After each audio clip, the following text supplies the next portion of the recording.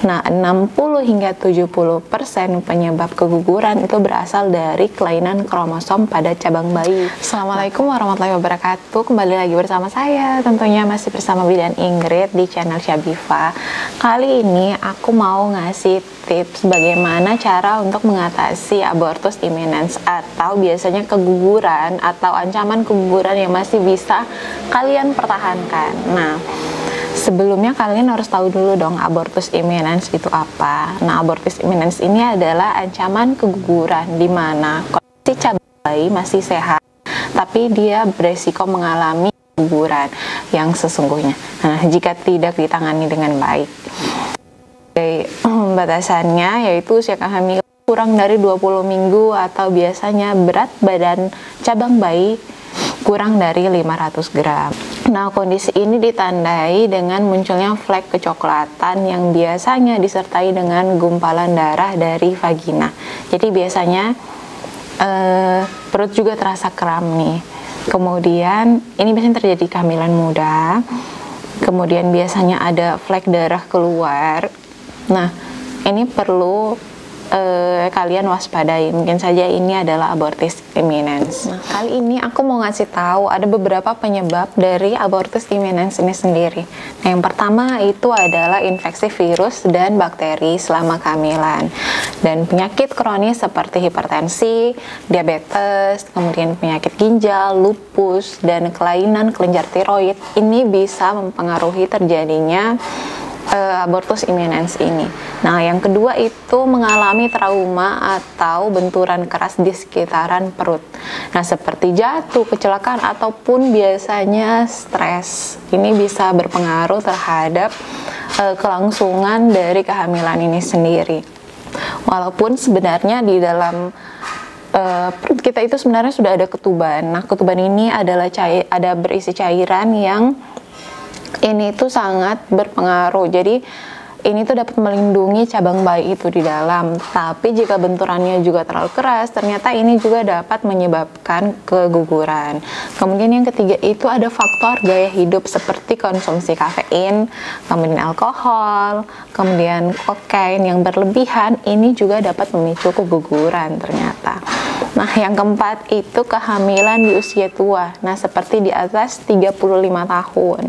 Karena ini fungsi-fungsi organnya ini sudah menurun. Jadi dapat menyebabkan keguguran atau abortus imminens atau ancaman keguguran. Nah, yang kelima itu biasanya karena adanya kelainan kromosom. Nah, 60 hingga 70% penyebab keguguran itu berasal dari kelainan kromosom pada cabang bayi. Makanya sebaiknya jika kalian berusia dari 30 tahun ke atas atau 35 tahun ke atas, sebaiknya itu diperiksakan lebih sering ke dokter. Nah, yang keenam itu karena terpapar zat kimia atau mengkonsumsi obat-obatan tertentu yang dapat memicu kontraksi pada perut. Yang ketujuh itu memiliki sistem kekebalan tubuh yang lebih rendah dibandingkan orang normal.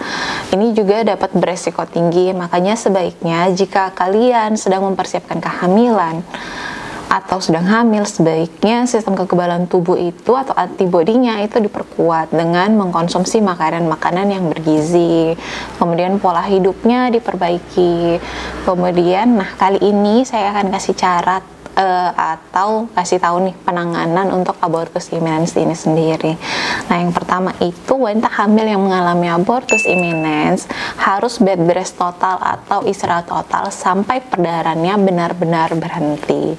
Karena pergerakan atau aktivitas fisik ini dapat merangsang terjadinya kontraksi otot-otot rahim. Jadi ketika otot-otot rahim berkontraksi, ini dapat menyebabkan abortus atau keguguran. Nah, setelah perdarahan berhenti, nah kalian ini bisa belajar duduk perlahan, kemudian berdiri, kemudian berjalan, sampai akhirnya kalian bisa beraktivitas selama 24 jam. Sebenarnya nggak 24 jam sih, tapi maksudnya kalian sudah bisa beraktivitas dengan normal seperti biasanya. Nah, kemudian yang kedua itu penghentian perdarahan dapat juga dibantu dengan pemberian obat-obatan. Jadi pastikan kalau misalkan sudah terjadi kontraksi atau nyeri pada bagian perut, kemudian disertai dengan adanya darah keluar pada saat kehamilan, kalian segera ke dokter. Nah, nanti dokter akan ngasih beberapa obat untuk pengertian, untuk otot-ototnya itu bisa rileks, nggak berkontraksi lagi. Jadi meminimalisir.